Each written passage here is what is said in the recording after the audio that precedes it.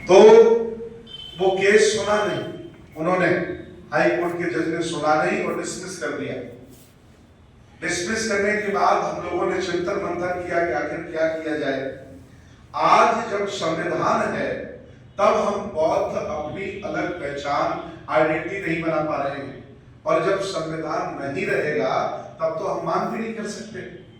तो इसलिए हम सब जितने भी बौद्ध बने, संस्कारों से बने, व्यवहार से बने, या त्योहारों से बने, या वाकई बने, समतावादी, विज्ञानवादी, तर्कवादी होने के साथ साथ हम पुरातनवादी भी बने, अलग विषय है, लेकिन हम बौद्ध अलग आइडेंटिटी के साथ भारत में नहीं जी पा रहे हैं। हमारी आइडेंटिटी हिंदू धर्म का हिस्सा है और वहीं मुझे रहना पड़ता है। देश भारत के बहुसंख्यक लोग हमें अलग धर्म इसलिए बनाने के लिए इजाजत नहीं दे रहे, अधिकार नहीं दे रहे, ताकि उनकी संख्या कम हो जाएगी। अगर बुद्धिज्म अलग धर्म बन जाएगा तो हिंदू भारत में अल्पसंख्यक हो जाएगा, क्योंकि एससी ओबीसी वाले बौद्ध लिखना पसंद करेंगे, हिंदू लिखना पसंद नहीं।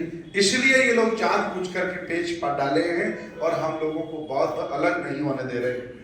जबकि मनमोहन की सरकार में आनंद मैरिज एक्ट बना था, लेकिन वो भी निष्प्रभावी बाद में कर दिया गया। सिखों के पास भी न मैरिज एक्ट है, न पर्सनल लॉ है, न जैनों के पास है, न बौद्धों के पास है। हम लोग चाहे जितने बड़े बौद्ध बन जाएं, चाहे जितने बड़े हिंदू धर्म के बुराई करने वाले बन जाएं, लेकिन हम हिंदू धर्म का हिस्सा ही रहेंगे और उसी में हमें मरना पड़ेगा। भारत में हमें न तो कोई शमशान घाट दिया गया है, न मैरिज एक्ट दिया गया। ये दशा हमारी। अब ये चिंतन आता है कि मैं संविधान की बात क्यों कर रहा हूं। ये चिंतन इसलिए कर रहा हूं कि जब संविधान भारत में है तब हम कुछ नहीं कर पा रहे हैं, तो संविधान नहीं रहेगा तो क्या होगा। एक बहुत ही स्टेटमेंट बड़ा लोगों का देश भारत में गूंजा कि 2025 में आरएसएस को 100 साल पूरे हो रहे हैं, और वो लोग संकल्प लेकर के बैठे हैं जिन्होंने राष्ट्र ध्वज को ही तिरंगा झंडा को अपना ध्वज नहीं माना, उन्होंने मेरा कलर चुराया। लोगों ने मुझसे पूछा कि आपने बस का रंग ऐसा क्यों किया। मैंने कहा रंग ये मेरा था, चोर तो वो है उन्होंने चुराया है। भाई उनसे ये पूछो उनका रंग ये कहां से आया। ये तो हमारा रंग है, भगवा रंग मेरा है, भगवा शब्द मेरा है, पाली भाषा का शब्द है। तो ये हम कैसे कहते हैं कि उन्होंने, अब उनसे हमने लिया, उन्होंने हमसे लिया। तो ये बात यहां तक आई, तो आखिर अब हम क्या करते। तो जब संविधान है, संविधान के भारत में हमें हक अधिकार नहीं मिल रहे हैं, तो आखिर ऐसी स्थिति में क्या किया जाए। तो हम लोगों ने प्लान किया कि अब क्या करें। तो एक बैठक दिल्ली में बुलाई गई। उस बैठक में लगभग 40 संगठनों के लोग शामिल हुए, उसमें कई राजनीतिक पार्टी के लोग भी शामिल हुए। मैं किसी पार्टी का सदस्य नहीं हूं और ना ही मुझे सदस्य होने की जरूरत है, क्योंकि हम पार्टियों से ऊपर हैं। पंचशील का झंडा 63 देशों में फहराता है, किसी भी राजनीतिक पार्टी का झंडा 63 देशों में नहीं फहराता है। तो मुझे पार्टियों के झंडे की जरूरत नहीं है। हमारा पंचशील का झंडा बहुत बड़ा झंडा है, ठीक है ना। पहचान के लिए हमें अपनी पार्टी से पहचान नहीं करानी है, हमारी विचारधारा से पहचान है जो हो रही है, उसकी कोई कमी नहीं। अलग अलग वे में कौन क्या समझता है, उसका अपना ज्ञान है, उसका अपना दिमाग है। बैठक हुई, बैठक में यह तय हुआ कि आखिर हम क्या करें।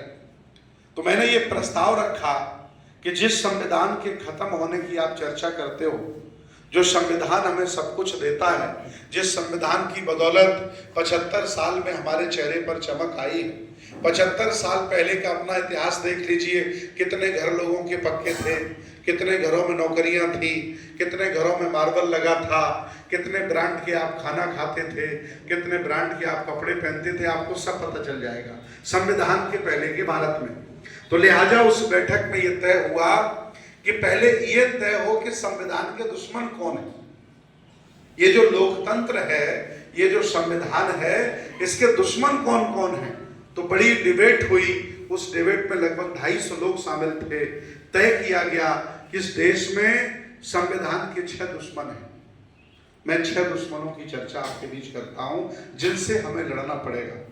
पहला दुश्मन है संविधान का, जिससे हम कहते हैं चुनी हुई सरकार। जो संविधान के माध्यम से एमपीज एमएलए बनते हैं, एमपी एमएलए के माध्यम से मुख्यमंत्री और प्रधानमंत्री बनते हैं। ये जो चुनी हुई सरकार है, ये सबसे बड़ा दुश्मन संविधान का है, लोकतंत्र का है, क्योंकि इनके पास सारे पावर हैं और अपने पावर का दुरुपयोग करके ये संविधान की भावनाओं के साथ रोज खेलते हैं, रोज उसमें संशोधन करते हैं। जिनका जो मन में आता वो पन्ना फाड़ देते हैं, जो मन में आता वो कर लेते हैं। तो सबसे पहला दुश्मन है चुनी हुई, जो आपके द्वारा चुनी गई, तो पहला दुश्मन। दूसरा दुश्मन संविधान का है पूंजीवाद।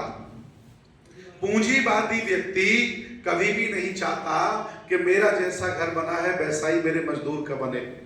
पूंजीवादी व्यक्ति कभी नहीं चाहता कि जिस तरह का मैं खाना खाता हूं वैसा ही मेरा गांव का या मेरा मजदूर खाए। पूंजीवादी व्यक्ति शिक्षा का भी पक्षधर नहीं है, वो समान शिक्षा का भी विरोधी है।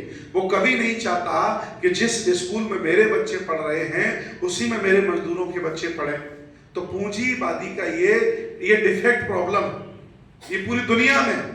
तो जितना पूंजीवाद पहले था उससे ज्यादा सरकारें पूंजीवाद को बढ़ावा दे रही है। राष्ट्रीयकरण हुआ तो आपको हिस्सेदारी मिली, राष्ट्रीयकरण हुआ तो आपको आरक्षण मिला। अब निजीकरण हो रहा है, अर्थात पूंजीवादियों की संख्या सरकार के माध्यम से बढ़ाई जा रही है। और 1100 पूंजीवादी ऐसे हैं जो देश भारत से पैसा लेकर के चले गए, उनके ऊपर आज दिन तक कोई एक्शन नहीं हुआ। तो दूसरा दुश्मन समझ में आया कौन है? पूंजीवादी व्यक्ति। वो आपका भाई भी हो सकता है और उनके घर का भी हो सकता है, जिनको आप सुबह शाम गाली देते हो। पूंजीवादी। आप बताइए कि आपके समाज का कोई आईएएस बड़ा हुआ, उसने समाज का कितना